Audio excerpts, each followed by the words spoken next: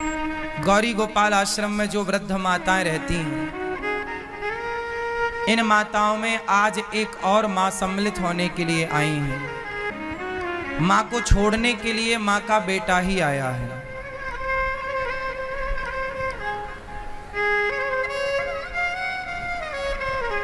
कहां से आई हो मेरी मां? मैं कलकत्ता वेस्ट बंगाल से आई हूँ। तो आप के घर में कौन कौन है? बस एक ही बेटा है, एक बहू है, एक पोती है। तो एक बेटा है, फिर बेटा के होते हुए यहाँ क्यों आना पड़ा? क्या करो, बेटा को भी जिंदगी, मेरा को भी जिंदगी बहू ने एकदम नरक बना दिया प्रभु जी। तो आपको यहाँ छोड़ने कौन आया है? छोड़ने तो मैं तो पहले एक हफ्ता पहले मैं आई थी, फिर आप लोग का आदेश के अनुसार बेटा को भी जाके बोला जी देखो चलो हमको वहाँ ठिकाना लगा दो, गुरु जी के चरण में बाकी दिन हम मेरा को बिताने दो, तुम जाओगी तो अब मेरा को रख लेंगे। तो बात कराओ बेटे से। क्या नाम है आपका? मेरा नाम गौतम भट्टाचार्य जी है। तो आप गौतम जी हैं? हाँ जी। तो आप अपनी माँ को लेकर वृद्धाश्रम क्यों लाए हैं? क्यों सेवा नहीं करते अपनी माँ की? मैं खुद एक हैंडीकैप बन गया हूँ। क्यों? मेरा पिछले 2 साल पहले हार्ट अटैक हुआ था, फिर उसमें 5 स्टेन बैठा है। अच्छा। मेरा पेट के अंदर 32 स्टिचेस है। ठीक है। मेरा स्पॉन्डिलाइटिस है, तो मैं आधा ही खुद बीमार हूँ, तो मैं अपने माँ का ख्याल नहीं रख पा रहा हूँ। मैं फिनेंशियली पत्नी कहाँ है आपकी? पत्नी मेरे साथ है लेकिन पत्नी के साथ मेरा माँ का 36 का आंकड़ा हो गया है। तो माँ का और पत्नी का 36 आंकड़ा है, तो वृद्धाश्रम में अपनी पत्नी को लेकर आते कि तुम जाओ वृद्धाश्रम, हम तो माँ के साथ रहेंगे। जिस माँ ने आपको पाल पोस कर बड़ा किया, योग बनाया, तेल मालिश करी आपकी, आप उसे लेके वृद्धाश्रम आ गए।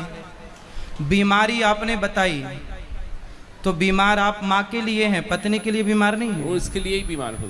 तो फिर पत्नी को छोड़ने क्यों नहीं आए वृद्धाश्रम? उसको बोलते तू चल वृद्धाश्रम, हम तुझे छोड़ने चलते हैं। जब माँ की और पत्नी की नहीं बनती तो आपके हिसाब से किसे छोड़ना चाहिए वृद्धाश्रम में? पत्नी को तो छोड़ना चाहिए। फिर लेकिन अगर मैं मतलब physically strong and financially strong रहता तो मैं ये स्टेप ले सकता था, लेकिन मेरे पीछे ही एक और आदमी चाहिए। तो मैं माँ को तो कैसे? पत्नी तो है, पत्नी है जो पति को भी संभाल। यदि ऐसी स्थिति है कि चलो पत्नी आप कमजोर हैं, आपको बीमारी है, तो पत्नी अपने पति को भी संभाल सकती है और अपनी सास को भी संभाल सकती है। क्या दिक्कत है? क्या ये दास अनिरुद्ध 278 माओं को उसकी सेवा नहीं कर रहा है? यदि हम 278 माओं की सेवा कर सकते हैं तो आप और आपकी पत्नी मिलकर आपकी एक माँ की सेवा तो कर सकते हैं ना? आपकी बेटा बेटी है आपके? एक बेटी है। तो एक बेटी भी है आपकी? हाँ जी। और बेटा नहीं है। तो बेटी है, तो बेटी का तो ख्याल रख ही रहे हैं ना बीमारी में भी? वो तो रखे हैं। तो फिर माँ का ख्याल रखने में क्या दिक्कत थी? कितनी जगह चाहिए माँ को घर में?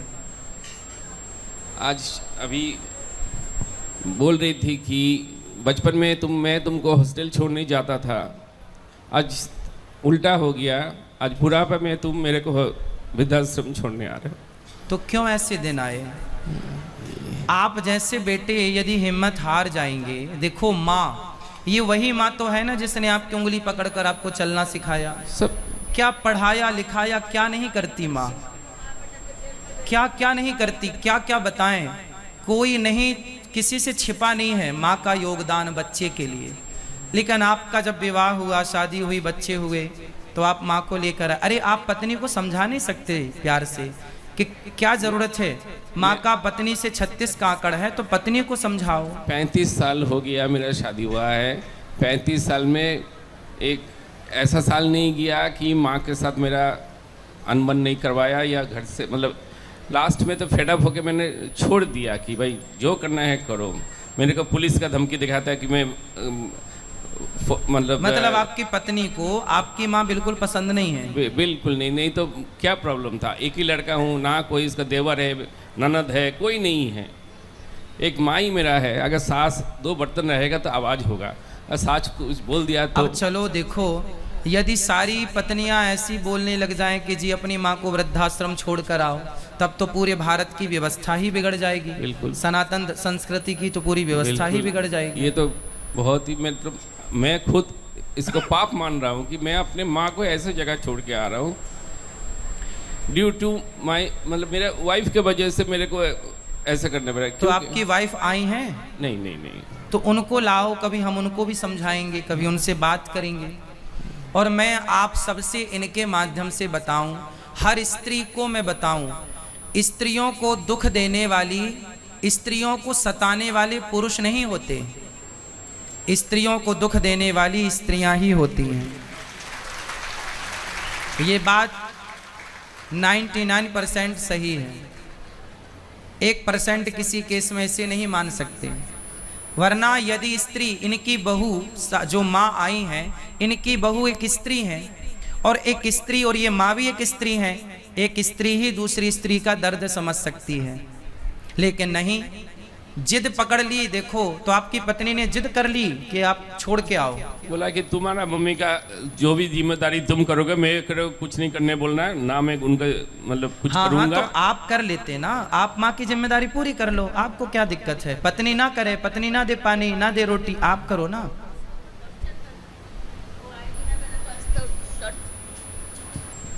अगर वो आएगी मेरा को कुछ करेगी ना, तो उसको ऊपर टॉर्चर करेगी, खाना नहीं देगी। अच्छा, ये आपकी सेवा करेंगे तो पत्नी इनको टॉर्चर करेगी? इसको टॉर्चर करेगी, और बोलता ज्यादा करेगी तो तुमको पुलिस में, क्लब में जाके बताऊंगी जो तुम्हारा माँ मिलके मेरा को टॉर्चर कर रहे हो, और पुलिस के जाके कंप्लेन करेंगे, जेल में माँ बेटा को जेल में भर देंगे। देख लो जरा, आजकल कानून भी ऐसे हैं कि स्त्रियों की सुनवाई ही होती है। वो कुछ कहेंगे तो ये माँ बेटे जेल चले जाएंगे। बोलती रहती, इसलिए कानून अंधा है। अब आप ही बताइए कि इस माँ को न्याय कौन देगा? ये कानून देगा, ये बेटा देगा, या इनकी बहू देगी, या समाज देगा? कोई नहीं देता। गुरु जी आपके चरण में मेरा तो स्थान। हम तो मैया आपकी सेवा करने को तैयार हैं, हमें कोई दिक्कत नहीं है। हम तो केवल अपने इस भाई को समझा रहे हैं कि तुम जो कर रहे हो, पत्नी को ही समझाओ। और मेरी हाथ जोड़ के प्रार्थना है हर स्त्री से, आप ऐसी सिचुएशन, ऐसी स्थितियां पैदा ना करें कि एक पुरुष अपनी माँ को लेकर वृद्धाश्रम छोड़ने आ जाए।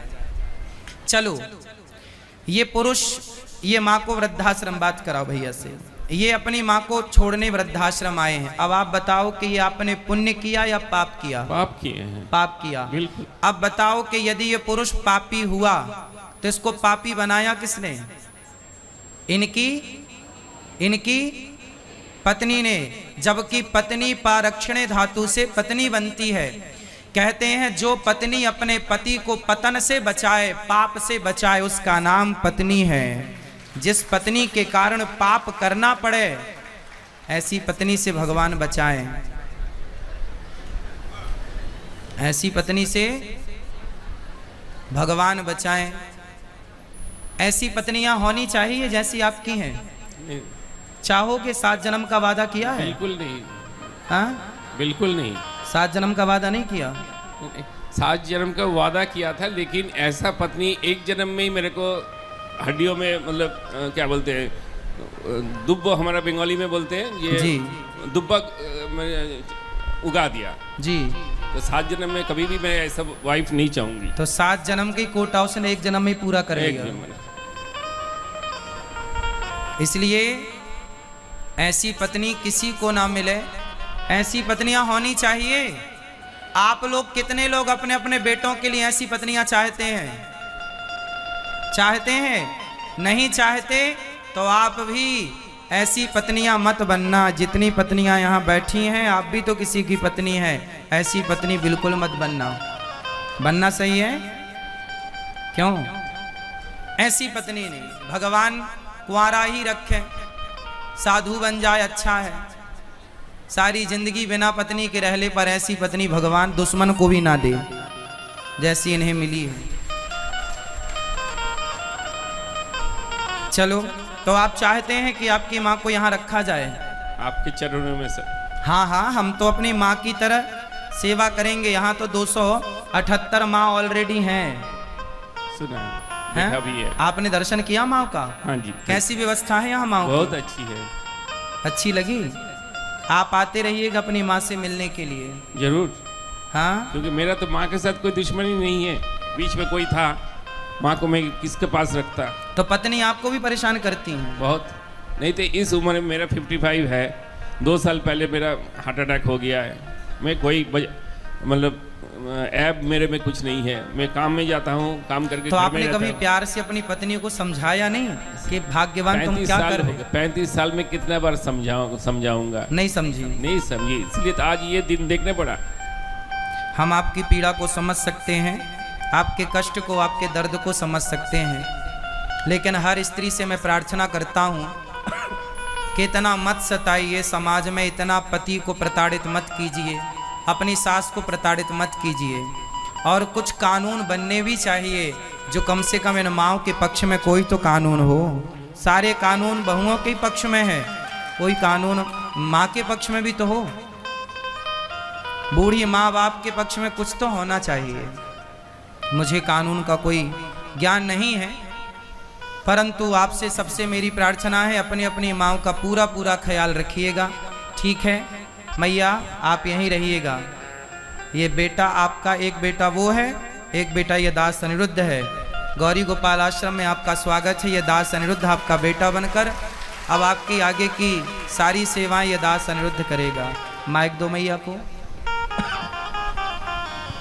आपको चरण में कोटि कोटि ना प्रणाम। मैया, आप तो हमारी माँ हो, आप तो हमें आशीर्वाद दो बस और आप सदा खुश रहो। हम आप कोशिश करेंगे कि आप यहाँ खुश रहें और बस हम प्रसन्न यहाँ रहें। खुश रहेंगे, कैसे भी हो हम यहाँ खुश रहेंगे। यही खुशी रहे मिलेगा। मेरा संसार का मोह खत्म हो गया बहुत दिन से। बस अभी आप बाकी दिन आपके चरण में ही पड़े रहे, इसी में मेरा शांति है।